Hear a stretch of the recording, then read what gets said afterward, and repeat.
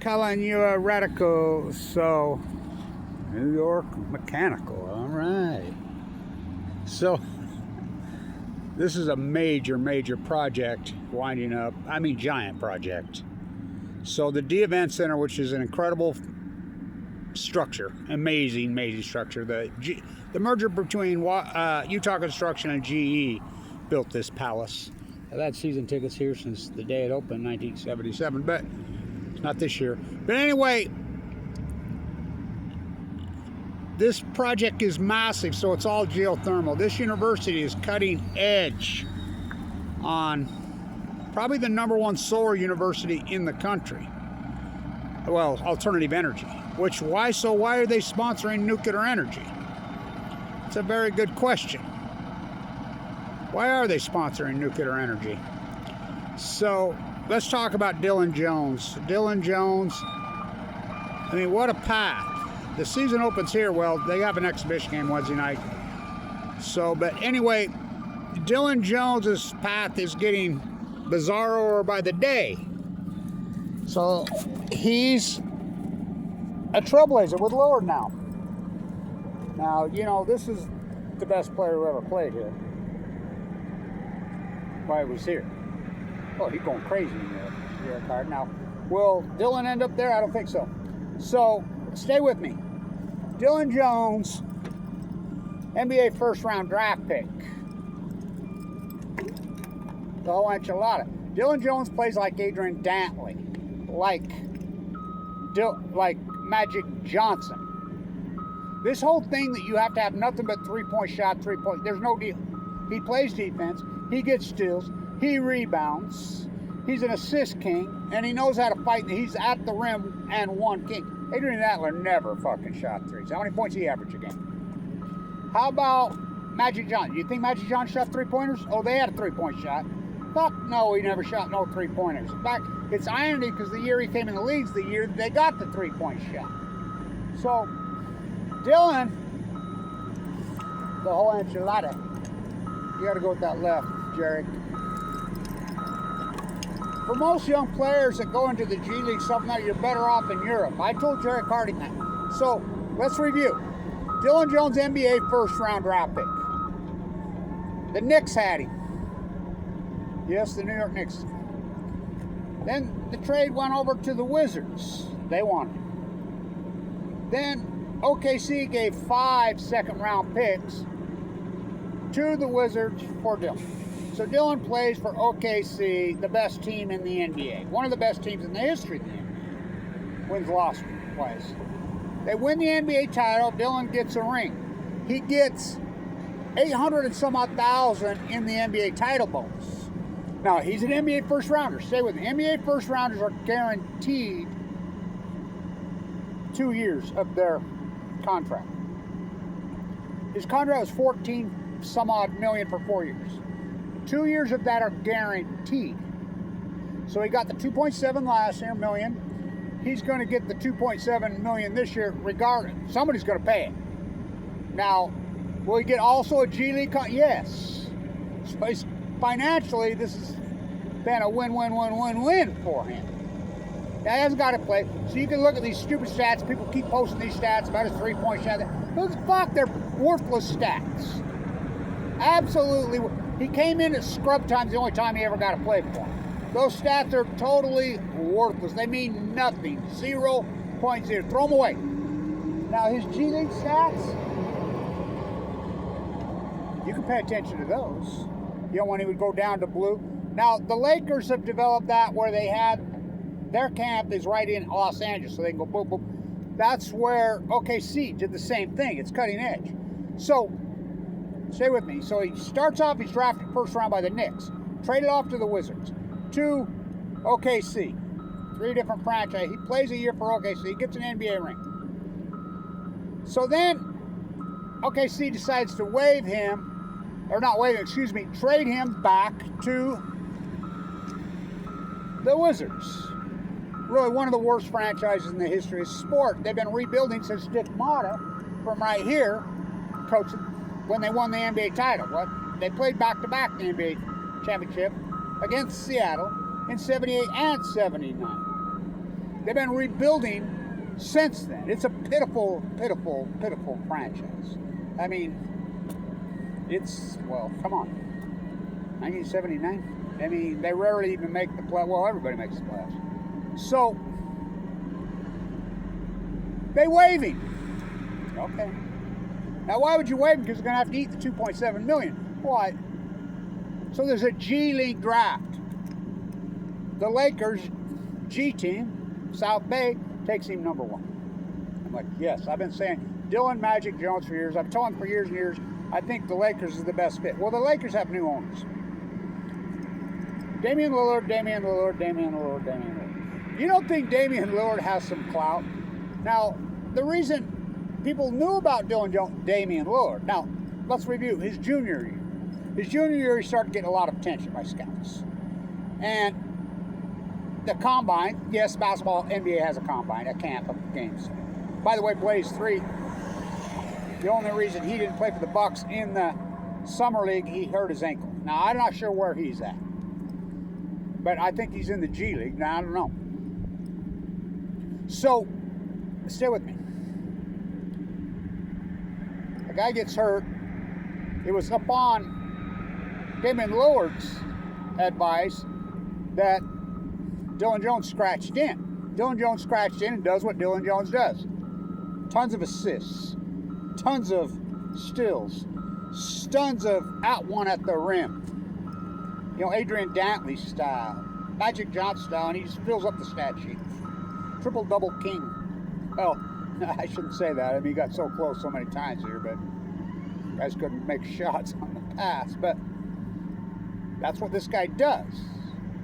Steals, assists, rebounds, and he's a point guard. He's a natural point. He played point guard here. They wouldn't say he was a point guard, but, oh, he was a point guard.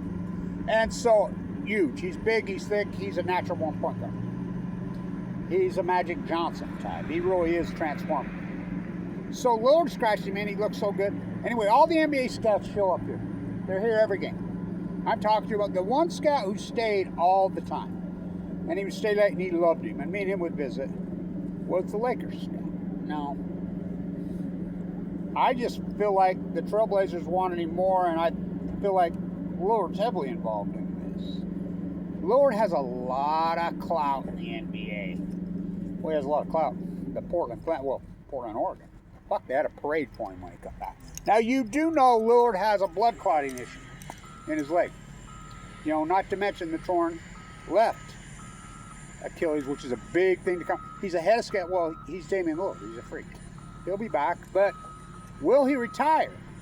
You know, he's the new GM here. He's supposed to be putting a bunch of money in. He's going through a divorce, blah, blah, blah, blah. He didn't like it in Milwaukee. Obviously, he was unhappy there. You know, going through a divorce, living in Milwaukee. And so he goes back to Portland, of all places. Portland's not going to win a title, I don't think. Well, not this year. So will Lillard retire soon? Well, let's remember this game. This is historic. Because there's been so many historic games in this Purple Palace. It's incredible, incredible, incredible. So why we don't have concerts? Why don't we have NCAA tournament games? Is total bullshit. The people that run this are, I mean, it's disgusting. I mean, I saw Fleetwood Mac in here. I saw Men at Work. It's I mean, so many good concerts in here over the years. Jethro Tull.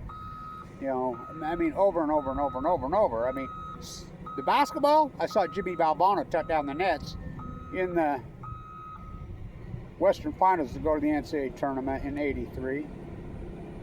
I saw Jason Kidd's last game here, upset. I mean, so many. David Robinson playing here in the tournament, over and over and over. But the most historic game ever was Lillard in his junior year after he come off the broken foot. That's when he started to go crazy. He started to get better and better and better and better. Weber State is ahead by 22 points at halftime in the Big Sky Championship game at home. They used to do 4 teams at home. They got beat in the Big Sky Championship game his freshman year with that great point guard.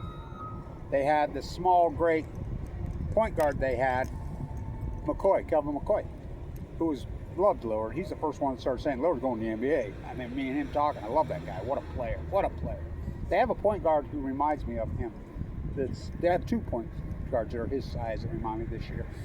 So anyway, in that game, Randy Ray got out coached. Tingle was a coach, and I was sitting there, and you could hear Tingle yelling. I'm sitting right there, courtside. I mean, I'm right there. You could hear him yell, "Do not foul Lillard. Do not foul Lillard. Do not foul number one. Do not foul him."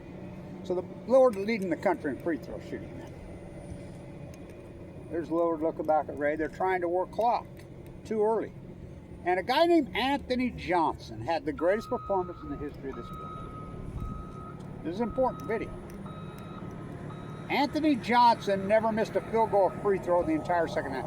They came back from 22, 18, 15, 12, 10, 5, 3, boom. Beat him at the buzzer. Anthony Johnson had 46 points of their 66. They won 66.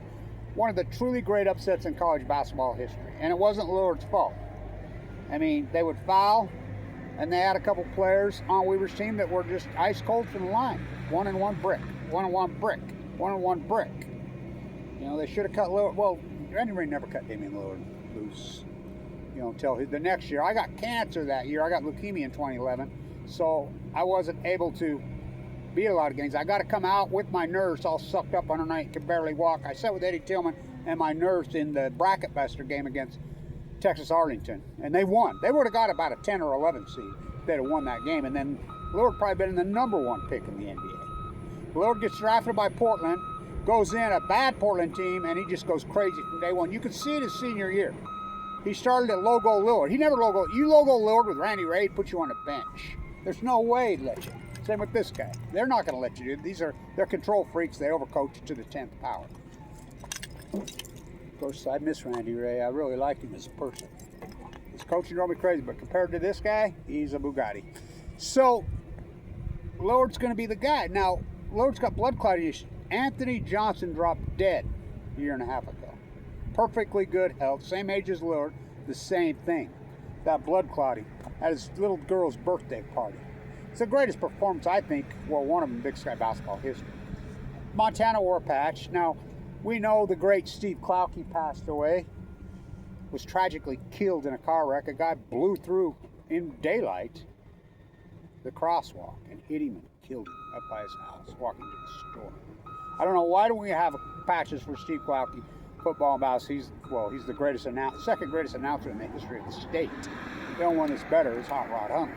We go from Hot Rod Huntley to David Locke. Oh, how about Bill O'Reilly? I'm listening to Bill O'Reilly in the game the other day. That's a big boy run. Oh, what? That guy's pitiful. Fuck, Hot Rod was so good. David Locke, you know how David Locke starts his intro? Hi, how are you? Oh, he's pitiful. By the way, he still owes me a bunch of money because I bet him when Weber State in '95 went to Michigan State. He said they were going to set the Wolves, and he gave me 7-1. He never paid. He needs to go back to Seattle where he came from. So he sucks. And so, will Lillard retire? I think so. I think this will be his swan song.